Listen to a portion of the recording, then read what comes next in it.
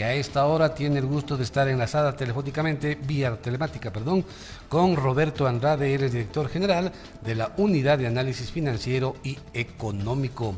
Con Roberto Andrade queremos nosotros tratar el tema de la lucha contra el lavado de activos y otros delitos a propósito de la vigencia de la Ley Orgánica de Prevención, Detección y Erradicación del delito de lavado de activos y del financiamiento de delitos. Muchas gracias a nuestro invitado por atender esta entrevista. Fernando Salme le saluda, Roberto, desde Latacunga, capital de la provincia de Cotopaxi. Para que nuestra audiencia entre, como dicen ustedes los técnicos, en autos, por favor, explíquenos qué es el análisis financiero, el análisis económico y sobre todo la posibilidad de la prevención, detección y erradicación de los delitos vinculados al lavado de dinero.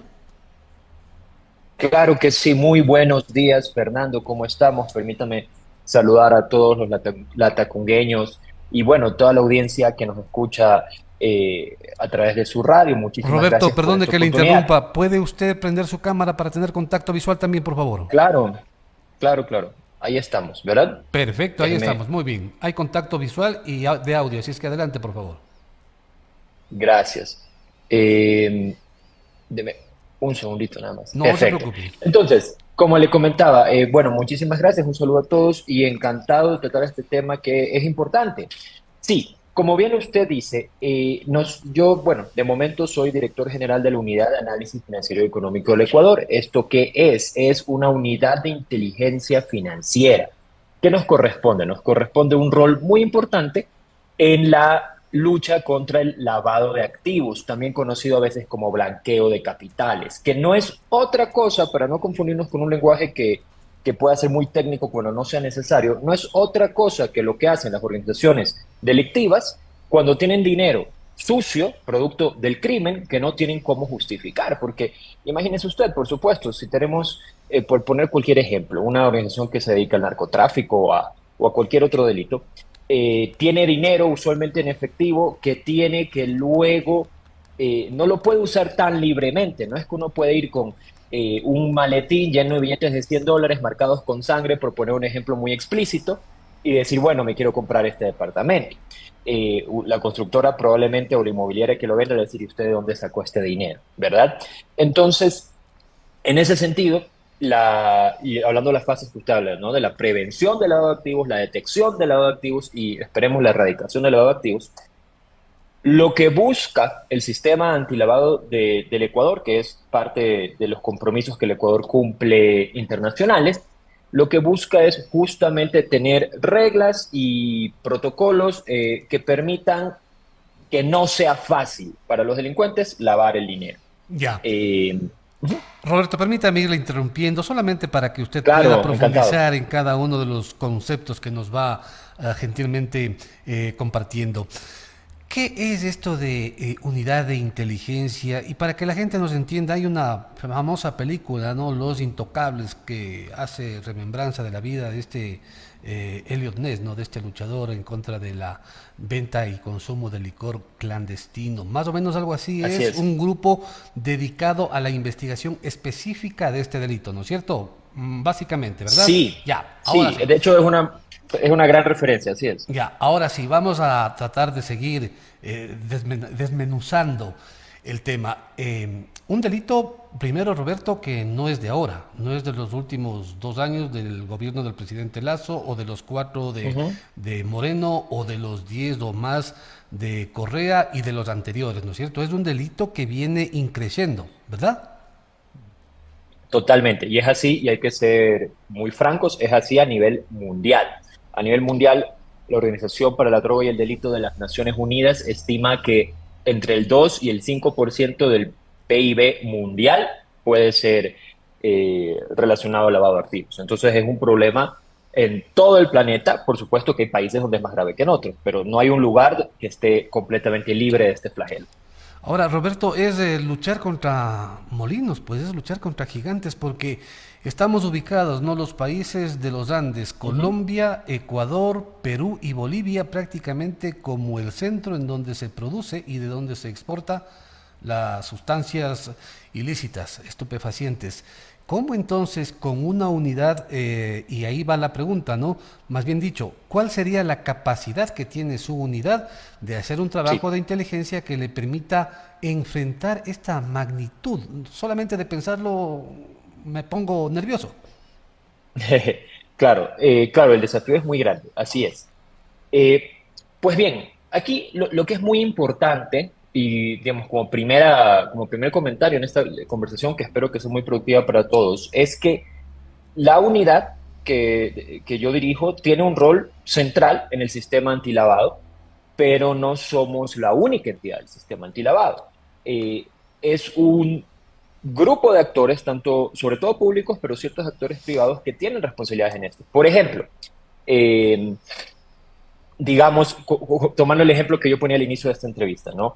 Que el lavado de activos lo que busca es precisamente que un grupo delictivo pueda decir, bueno, este dinero que lo obtuve del narcotráfico, de la extorsión, del delito que sea, voy a simular que es una ganancia legal.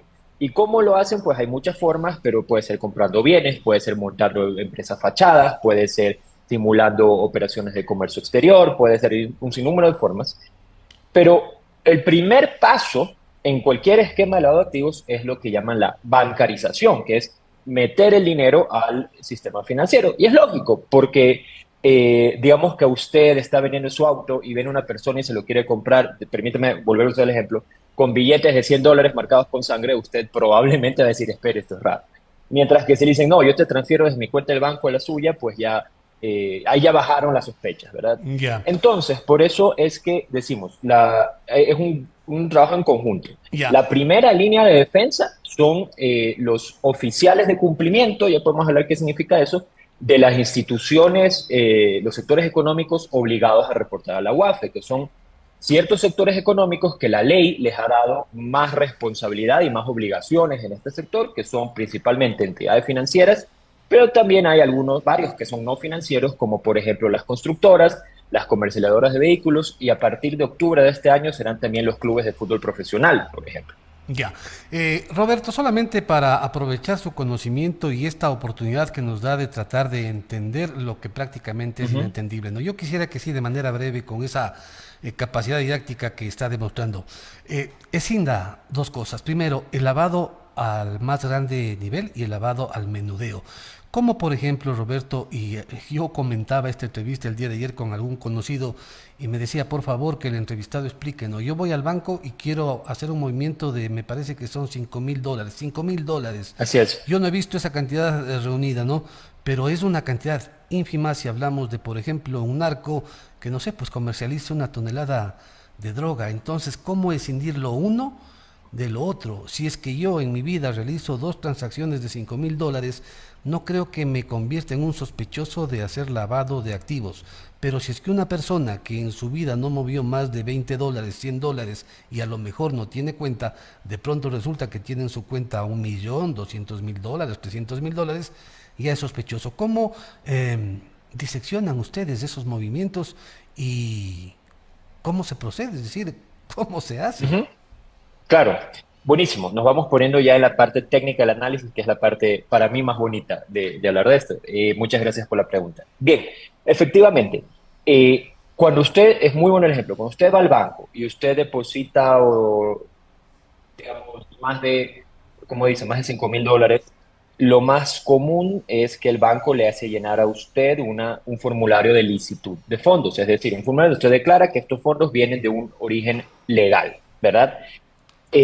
¿Por qué esto pasa? Esto pasa porque como nosotros, como el sistema en Ecuador, y es así en la mayor parte de países del mundo, construye la inteligencia financiera, que no es otra cosa que tener información de qué movimientos financieros se están dando, cómo se lo hace es reportando las transacciones a partir de cierto umbral.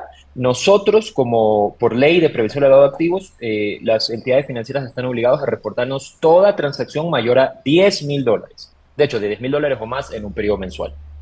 Eh, Para el SRI, ellos que también manejan información, pero con el fin de recaudar, ellos reciben información a partir de $5,000, ¿no? Entonces, usualmente los bancos y entidades financieras, cooperativas, etcétera, hacen llenar formularios a partir de los $5,000. Esta Ahora, información perdón que se le nos interrumpa, Roberto, transmite. Sí. justamente por el ejemplo que usted está usando. Mire, y me pasó a mí. Hubo una Ujú. persona en el banco que no hizo un depósito de 5.000, hizo dos de 4.500 y se Claro. salvó. Claro, lo que pasa es que el banco tiene la obligación de reportar toda transacción o grupo de transacciones de $10,000 o más en un periodo mensual, justamente para evitar el fraccionamiento, porque si no, qué lindo chiste que si el límite es 10,000, yo hago uno de 9,999 y otro de $2 y ya no me reportan, pues, ¿no? Entonces el banco está obligado a tener en su sistema parametrizado las transacciones que hace su cliente en un periodo mensual y si pasa el límite, sabe que usted tiene que llenar el formulario. La idea con esto es que todo esto se reporta a fin de mes. Bueno, específicamente el 15 de cada mes nos reportan la información del mes anterior. Y esto es toda información que supera el umbral.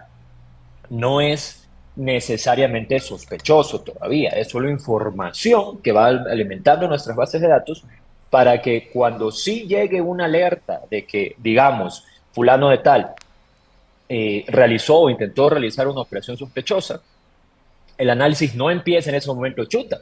Y ahora, ¿cómo ubicamos a este señor qué cuentas tiene, qué propiedades maneja, qué hace? Sino que ya hay una base de datos que se ha venido construyendo mes a mes y podemos ver cuáles han sido sus movimientos para atrás. Porque recordemos algo, el lavado de activos, justamente como lo decía Fernando, el que es a gran escala, es una empresa criminal que tiene una larga duración en el tiempo, pero no es posible lavar, por decir algo, $30 millones en un mes o en 2 meses. Eso no es posible hacerlo sin ser detectado. Lo que ellos intentan, porque por supuesto los criminales no quieren ser descubiertos, lo que intentan es hacerlo en un periodo más largo, 2, 3, 4, 5 años, según los montos y según la estructura que hayan decidido montar. Entonces, por eso es importante que la información se recoja permanentemente, porque de lo contrario, si es que recién cuando llega la alerta vamos a empezar a buscar cómo llevamos información, ahí sí fuera imposible detectar nada. Ya, Roberto, otra pregunta. ¿Qué pasa con aquellos movimientos que uno logra ver en el día a día, ¿no? O sea, ¿cómo no puede detectarse? ¿Cómo le hacen este proceso de investigación a una persona que mueve 2.000, 3.000, $4.000? Ujú. ¿Y cómo se habla de una corrupción galopante en donde se llevan cientos de millones de dólares y la unidad que usted dirige no se percata? Como por ejemplo un vendedor no sé, de esferos, el día de mañana en la época del COVID vende fundas para los cadáveres y se llena de plata. ¿Cómo no se detecta lo que tiene que detectarse? Esa sería la pregunta. Claro. Eh, Mire, Fernando, sin duda hay siempre espacio para mejorar, creo que en cualquier institución. En este caso en particular de lavado de activos, yo por eso tengo que hacer la precisión de que es un esfuerzo sistemático, es decir, un sistema que tiene desde la empresa privada, que es la primera en detectar y reportar, hasta, bueno, terminan los jueces, ¿no? La mitad pasando pues por algunas instituciones, incluida la UAF. Nosotros trabajamos de manera coordinada con la Fiscalía General del Estado permanentemente. Yo le diría que todos los días estamos recibiendo pedidos de información de Fiscalía y remitiendo información. Y hay casos de lavado de distintos tipos de lo que los técnicos llaman el delito precedente. ¿Qué quiere decir el delito precedente? Que de dónde viene el dinero que estás lavando, ¿no? Porque puede haber dinero que se lava que vino del narcotráfico, dinero que se lava que vino de la corrupción, como el ejemplo que usted nos pone.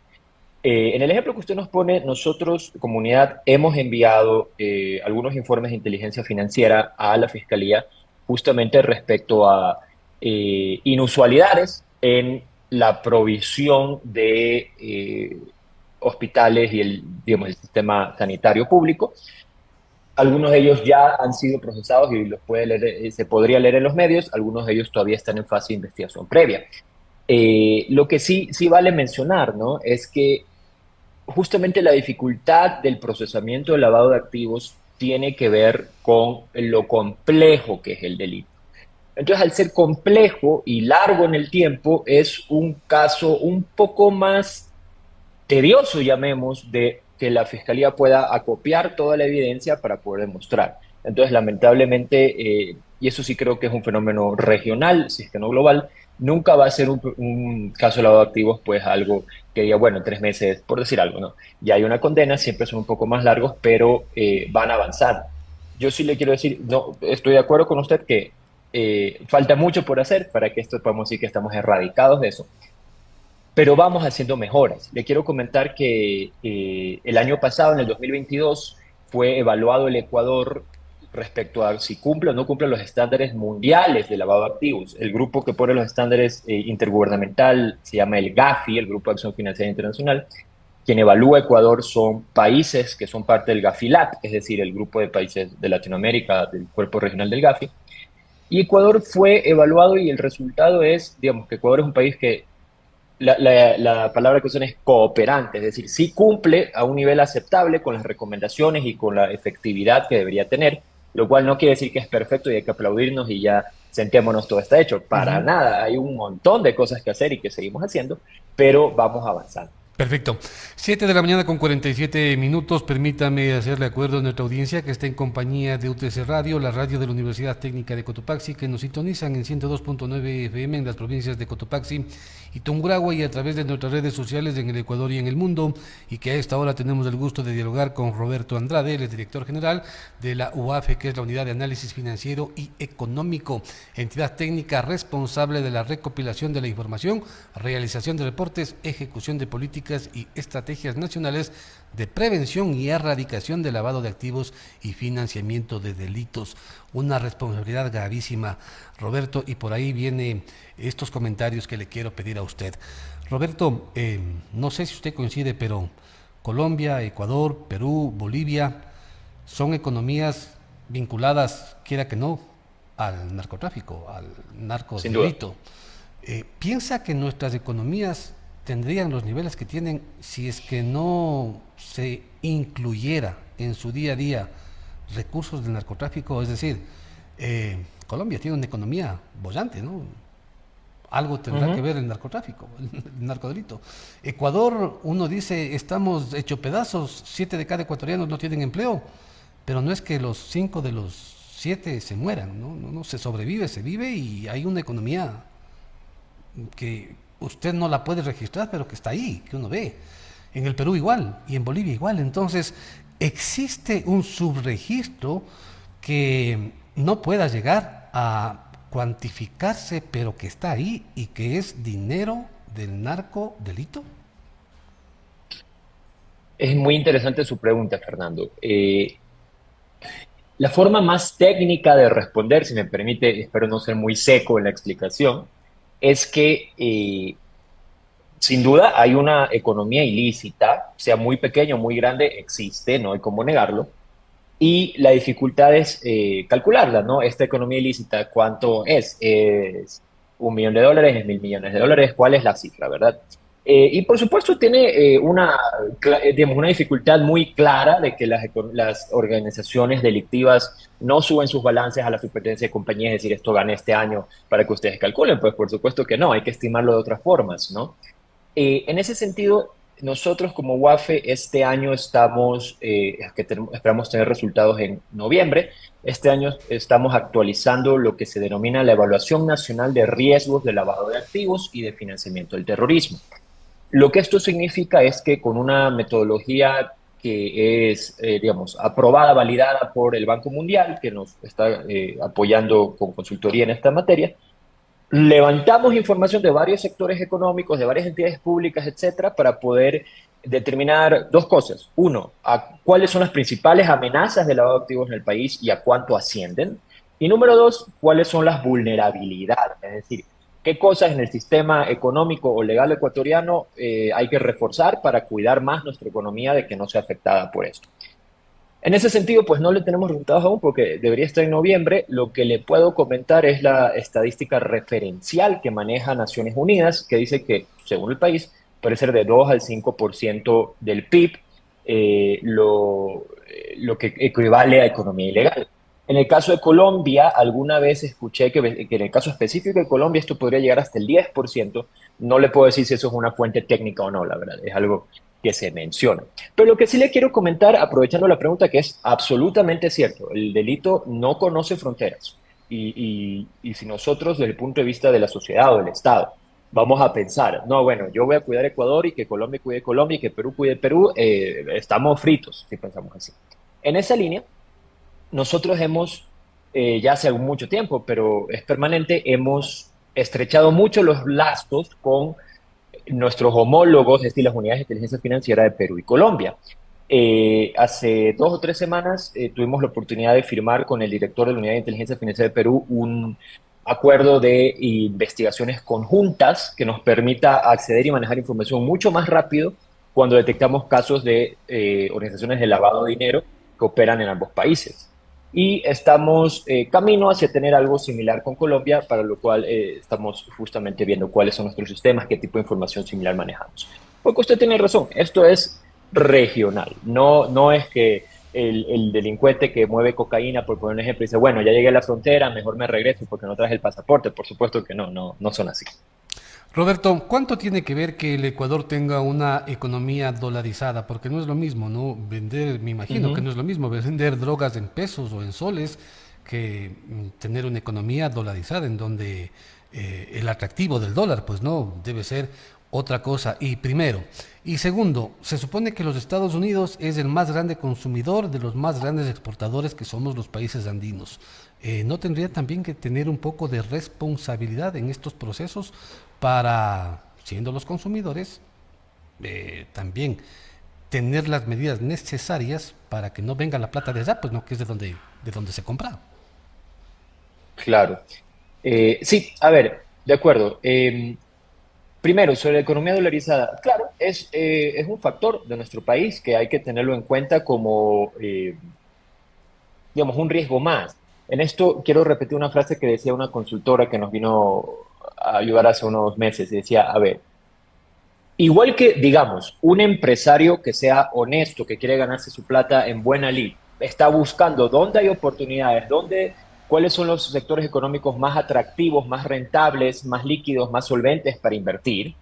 De igual manera, el empresario criminal, es decir, el que maneja una organización delictiva, también lo ve así. También está viendo dónde se mueve más plata, porque esa plata yo quiero usarla eh, para intentar lavar el dinero que estoy trayendo de mis actividades delincuenciales. Entonces, ¿esto por qué lo digo? Porque hay que tener siempre cuidado de no estigmatizar un sector si no es necesario.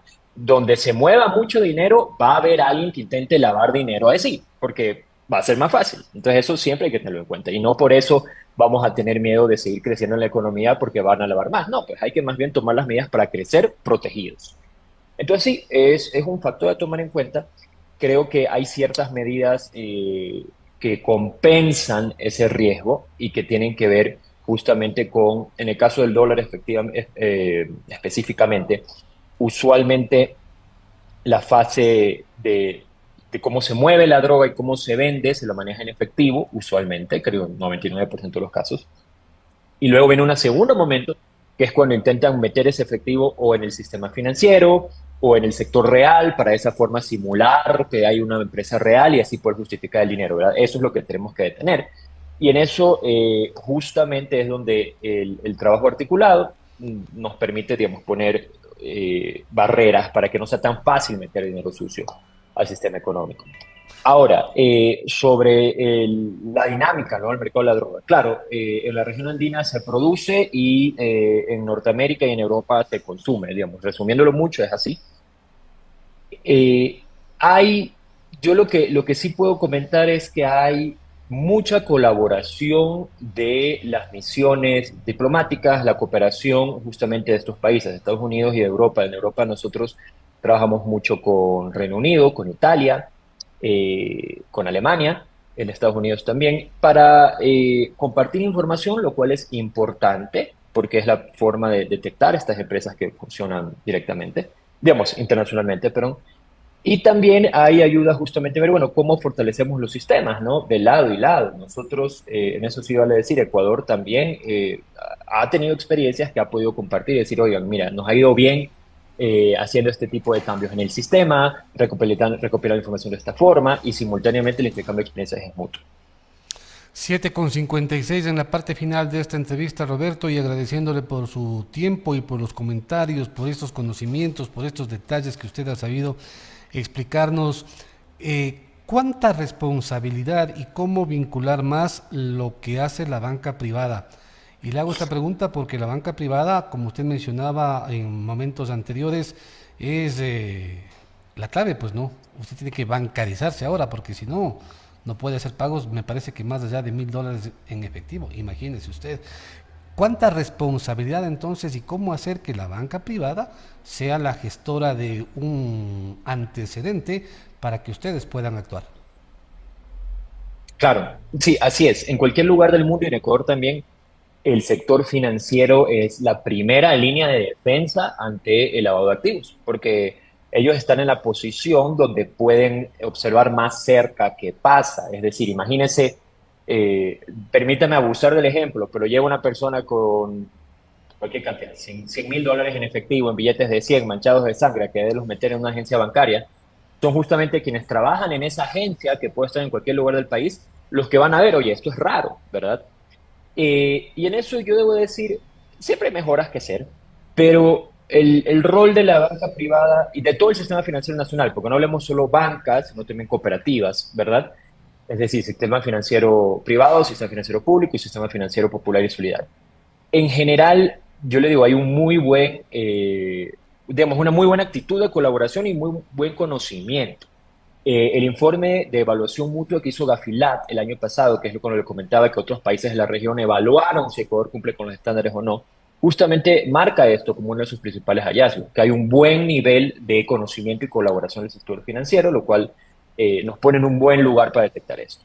Yo le quería comentar en ese sentido, nosotros todos los años hacemos un análisis, bueno, de dónde vienen los reportes que nos llegan.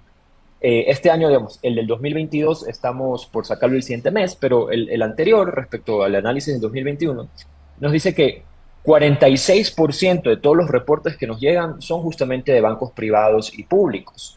Digamos, del sistema financiero, sí, de bancos privados y públicos, 12% de cooperativas de ahorro y crédito. Es decir, decimos que casi el 60% de los reportes que nos llegan son del sistema financiero, lo cual quiere decir que están cumpliendo su rol. No quiero decir con esto que todo el mundo lo hace perfecto, siempre hay correctivos, nosotros ponemos, como WAFE tenemos un rol sancionador que es importante, ponemos multas y tenemos facultades hasta para poder cerrar agencias si es que llegara a ser tan grave.